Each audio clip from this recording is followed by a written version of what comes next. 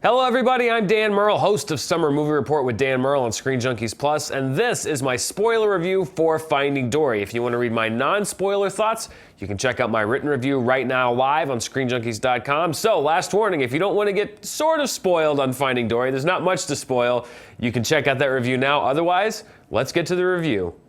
My parents! I remembered them! Wait, what did you remember? I remembered them! My mom, my dad! I have a family!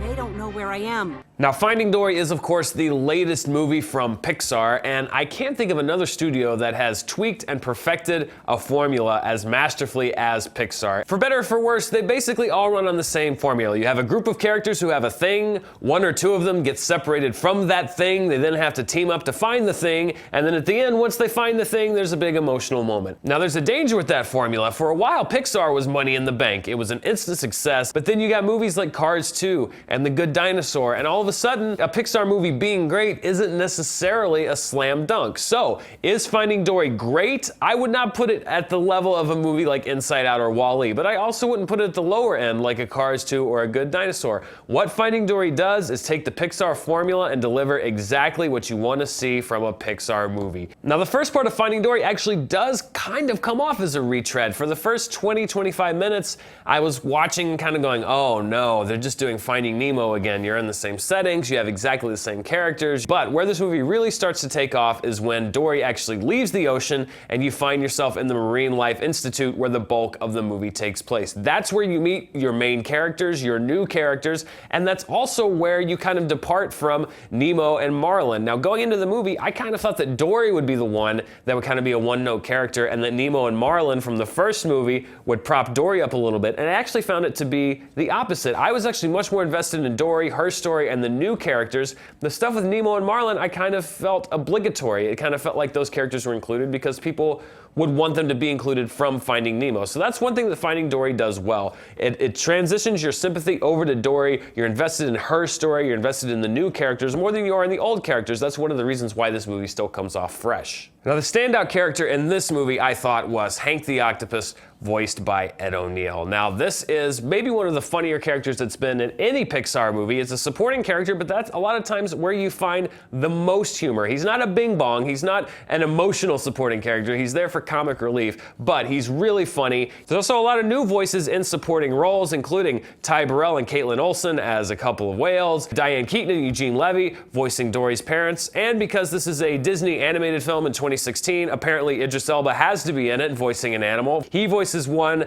of two seals, the other one is Dominic West, and they actually, although they're not in the movie very much, are really, really funny. I laughed every time they were on screen, and again, it shows how Pixar can take a small character and give them funny business to do that really elevates the film as a whole. Instead of just making them cheap comedic things for kids to laugh at, it can get adults in the action too.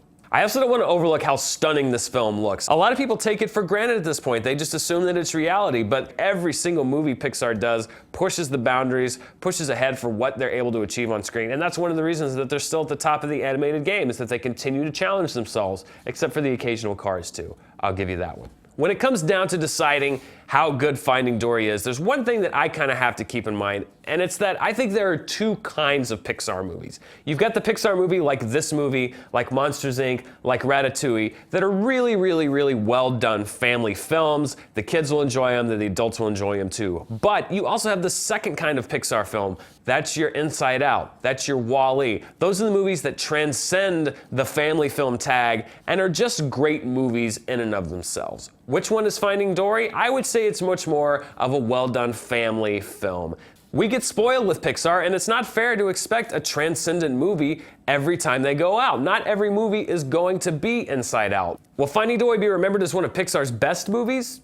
Probably not, but it's not going to be remembered as one of its worst or one of its disappointments either. Finding Dory is a solid movie. It's one that the whole family is going to enjoy, and it's one that I think you will enjoy also. I'm giving Finding Dory a solid B grade, but here's the thing I want to make sure that Pixar doesn't forget. As much as we love familiar characters, and as fun as Finding Dory is, I hope that Pixar doesn't lose sight of the fact that their original movies are what originally made people fall in love with them. Yes, we love returning characters, but their new ideas are always so exciting and such a breath of fresh air. So I just hope that Pixar doesn't lose sight of the one thing that made us fall in love with them in the first place, their imagination. So those are my thoughts on Finding Dory. What did you think? Did you love it? Did you think it was a disappointment from Pixar? Let us know in the comments below. We'd love to hear from you. Also, if you want to see us break down the summer box office each and every week, make sure to tune into Summer Movie Report with Dan Murrell. We're live on ScreenJunkies Plus every Monday morning at 11 a.m. Pacific Standard Time, breaking down all the box office numbers and the movies that you need to know about. Thanks for watching my review of Finding Dory. I'll see you next time.